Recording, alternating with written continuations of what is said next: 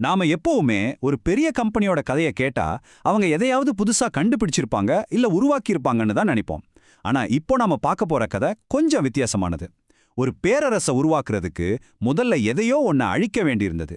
ஆமா, ஒரு பெரிய அழிவிலிருந்து உருவான ஒரு உலகளாவிய சக்தியோட கதை தான் இது. கேட்கவே ஒரு மாதிரி இருக்குல்ல. நம்ம சொந்த பொருளை, அதுவும் அவ்வளோ காஸ்ட்லியான ஒன்ன நாமளே உடைச்சா எப்படி ஒரு பெரிய சாம்ராஜ்யத்தை கட்ட முடியும்? ஆனா பாருங்க, இந்த கேள்விக்குள்ள தான் ஒரு நம்ப முடியாத பிசினஸ் லெசன் ஒளிஞ்சிருக்கு. வாங்க அது என்னன்னு பார்க்கலாம். சரி, நம்ம கதையை ஆரம்பிக்கிறது 1984ல. அந்த காலத்துல மேட் இன் சைனான்னு ஒரு பொருளை பார்த்தா மக்கள் அதை கொஞ்சம் சந்தேகத்தோட தான் பார்ப்பாங்க. அதாவது குவாலிட்டி கம்மியா இருக்கும்னு ஒரு பேர் இருந்துச்சு. இந்த பேருக்கு ஒரு பெர்ஃபெக்ட் உதாரணமா இருந்தது தான் கிங்டாவோ ரெஃப்ரிஜரேட்டர் தொழிற்சாலை. அந்த ஃபேக்டரியோட நிலைமையே நினைச்சு பார்க்கவே முடியல. அது ஒரு அரசாங்க கம்பெனி, ஆனா திவாலாகிற நிலைமையில இருந்துச்சு. உள்ள போனா ஒரே குழப்பம், கலேபரம். வேலை செய்யறவங்களே அங்க இருக்கிற பொருளை திருடிட்டு போற அளவுக்கு நிலைமை மோசம். டிசிப்ளின்ங்கிற வார்த்தைக்கே அங்க இடமில்ல. மொத்தத்துல அந்த இடம் ஒரு கண்ட்ரோலே இல்லாத இடமா இருந்துச்சு. ஆனா உண்மையான பிரச்சனை அங்க இருந்த மிஷின்ல இல்ல, அங்க வேலை செஞ்ச மக்களோட மனசுல தான் இருந்துச்சு. அவங்களோட மைண்ட் செட் எப்படி இருந்துச்சுன்னா, ஒரு பொருள்ல சின்ன குறைபாடு இருந்தா அதை தூக்கி போட வேணாம், குப்பையில எதுக்கு போடணும், அதை கம்மி விலைக்கு வித்துடலாம்னு நினைச்சாங்க. குவாலிட்டி, தரம், அதை பத்தி யாருக்குமே கவலை இல்ல. இந்த மாதிரி ஒரு சூழ்நிலையில தான் அந்த ஃபேக்டரிக்கு புது மேனேஜரா ஒருத்தர் வராரு. அவர் பேரு ஜாங் ரூய்மென். அவர் வந்த கொஞ்ச நாள்லயே ஒரு கஸ்டமர் கிட்ட இருந்து ஒரு புகார் வருது. அந்த ஒரு சின்ன புகார் அவர் ஒரு பெரிய அதிர்ச்சியான விசாரணைக்கு கொண்டு போச்சு. ஜாங் ரூய்மின் நேரா குடோனுக்கு போனாரு. அங்க விக்கிறதுக்காக ரெடியா பேக் பண்ணி வச்சிருந்த 400 ஃப்ரிட்ஜை எடுத்து செக் பண்ண சொன்னாரு. நல்லா கவனிங்க, இந்த 400 ஃப்ரிட்ஜும் குவாலிட்டி செக் பாஸ் பண்ணி ஓகேன்னு ஸ்டிக்கர் ஒட்டுனது. செக் பண்ணி முடிச்சதும் அந்த ரிசல்ட் இருக்கே, அவருக்கு தலைய சுத்திடுச்சு. அந்த 400 ஃப்ரிட்ஜ்ல 1-2 இல்ல, மொத்தம் 76 ஃப்ரிட்ஜ்ல குறைபாடு. சிலதுல கூலிங்கே ஆகல, சிலதுல கீறல், சில ஃப்ரிட்ஜோட கதவு கூட சரியா மூடல. இன்னொரு மாதிரி சொல்லணும்னா, அவங்க தயாரிச்ச ஒவ்வொரு 5 ஃப்ரிட்ஜ்ல 1 டேமேஜ் பீஸ். அதாவது 20% ஃபெயிலியர் ரேட். இது சாதாரண விஷயமே இல்ல, ஒரு மிகப்பெரிய குவாலிட்டி பிரச்சனை. இந்த கதையோட தீவிரத்தை நாம புரிஞ்சுக்கணும்னா ஒரு முக்கியமான விஷயத்த மனசுல வச்சுக்கணும். 1984ல சீனால ஒரு ஃப்ரிட்ஜ் வாங்குறதுங்கிறது ஒரு பெரிய சொகுசு.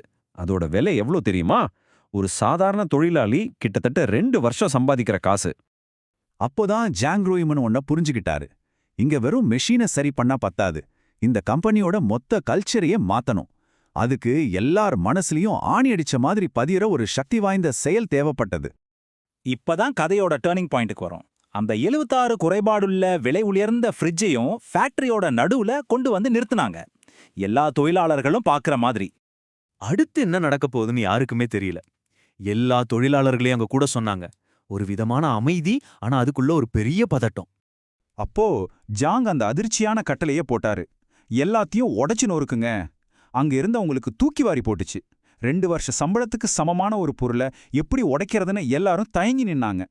அப்போ ஜாங் சொன்ன வார்த்தைகள் தான் இன்னைக்கும் பேசப்படுது. அவர் சொன்னாரு, இன்னைக்கு நாம இந்த குறைபாடுள்ள பொருளை அழிக்கலேனா நாளைக்கு மார்க்கெட் நம்ம கம்பெனியே அழிச்சிரும். இது ஒரு சின்ன நஷ்டம் இல்ல, நம்ம கம்பெனியோட எதிர்காலத்துக்கான முதலீடுன்னு புரிய வச்சாரு. அந்த வார்த்தை அவங்க மனசுல தச்சது. ஒவ்வொருத்தரா முன்னால வந்து கையில சுத்தியலை எடுத்து அந்த ஃப்ரிட்ஜ்களை உடைக்க ஆரம்பிச்சாங்க. தாங்களே செஞ்ச பொருளை உடைக்கும்போது அவங்க கண்ணுல தண்ணி வந்துச்சு. ஆனா அன்னைக்கு குவாலிட்டியில சமரசமே இல்லங்கிற பாடம் அவங்க மனசுல ரத்தமும் சதையுமா பதிஞ்சிடுச்சு. ஆனா ஜாங் அதோட நிறுத்தல. அந்த சுத்தியல் அடிங்கிறது ஒரு சிம்பல் தான். அந்த மாற்றத்தை நிரந்தரமாக்க ஒரு சிஸ்டம் தேவைப்பட்டது. அவர் ஓஇசின்னு ஒரு புது மேனேஜ்மெண்ட் சிஸ்டத்தை கொண்டு வந்தாரு. வெளிநாட்டு சிஸ்டம் மாதிரி ரொம்ப காம்ப்ளிகேட்டடா இல்லாம ரொம்ப சிம்பிளா நேரடியா இருந்துச்சு. அதோட ஒரே குறிக்கோள் குவாலிட்டிய மாசம் மாசம் பார்க்குற ஒரு ரிப்போர்ட்டா இல்லாம ஒவ்வொரு நாளும் ஒவ்வொரு தொழிலாளியோட தனிப்பட்ட பொறுப்பா மாத்துறது. இது எப்படி வேலை செஞ்சதுன்னு பாப்போம். ரொம்ப சிம்பிள். 1, ஒவ்வொரு தொழிலாளிக்கும் அன்னைக்குன்னு ஒரு டார்கெட் இருக்கும். 2, ஷிஃப்ட் முடிஞ்சதும் அவங்க வேலை எப்படி இருந்துச்சுன்னு உடனே கணக்கிடப்படும். 3, டார்கெட்டை முடிச்சிட்டா போனஸ், முடிக்கலன்னா ஏன் முடிக்கலன்னு அதுக்கு மூல காரணத்தை விளக்கணும். இதனால பொறுப்புங்கிறது ஒரு தினசரி பழக்கமாவே மாறிடுச்சு. சரி, இந்த ஷாக் ட்ரீட்மெண்ட், இந்த புது சிஸ்டம், இதெல்லாம் என்ன ரிசல்ட் கொடுத்துச்சு? வாங்க அதோட நம்ப முடியாத விளைவுகளை பார்க்கலாம். அவங்களோட வளர்ச்சி பயணம் இருக்கே, அடேங்கப்பா. 1984ல திவாலாகிற நிலைமையில இருந்த கம்பெனி வெறும் 4 வருஷத்துல சீனாவிலே குவாலிட்டிக்கான ஹையஸ்ட் அவார்டை வாங்குச்சு. அப்புறம் 2016ல ஒரு காலத்துல அவங்க டெக்னாலஜிக்கு குருவா பார்த்த அமெரிக்காவோட GE அப்ளையன்சஸ் கம்பெனியை விலைக்கு வாங்கினாங்க. இன்னைக்கு ஹையர் தான் உலகத்திலே நம்பர் 1 வீட்டு உபயோகப் பொருள் பிராண்ட். இந்த மாற்றம் எவ்வளவு பெருசுன்னு பாருங்க. சீப் அண்ட் பெஸ்ட் இல்ல, சீப் அண்ட் வேஸ்ட்ங்கிற பேர்ல இருந்து உலகின் நம்பர் 1 பிராண்ட் அளவுக்கு உயர்ந்துச்சு. ஒரு பழைய அரசாங்க ஃபேக்டரி இன்னைக்கு ஒரு குளோபல் பவர் ஹவுஸ். நிஜமாவே ஒரு அவிஸ்வாசிய மாற்றம். இதுல இருந்து நாம கத்துக்க வேண்டிய லீடர்ஷிப் பாடம் ஒண்ணுதான்.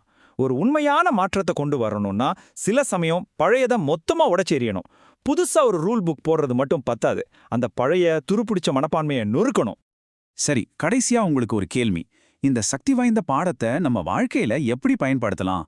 உங்க வேலையிலயோ இல்ல உங்க வாழ்க்கையிலயோ இந்த மாதிரி ஒரு சுத்தியல் எடுத்து உடைக்க வேண்டிய பழைய தேவையற்ற மனப்பான்மை எதுன்னு கொஞ்சம் யோசிச்சு பாருங்க.